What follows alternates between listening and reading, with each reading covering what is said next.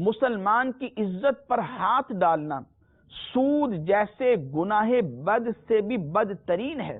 آئیے دیکھتے ہیں کہ سود کا گناہ کتنا ہے۔ اس ضمن میں 3 احادیث مبارکہ عرض کرتا ہوں۔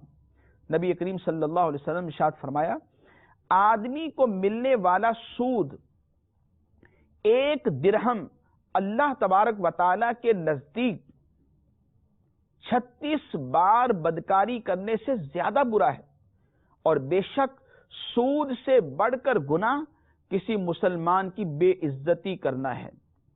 اور دوسری حدیث مبارک میں ہے کہ سود 72 گناہوں کا مجموعہ ہے، اور ان میں سے جو سب سے ہلکا گناہ ہے وہ یہ ہے کہ انسان اپنی ماں سے بدکاری کرے، اور بے شک سود سے بڑھ کر گناہ مسلمان کی بے عزتی کرنا ہے۔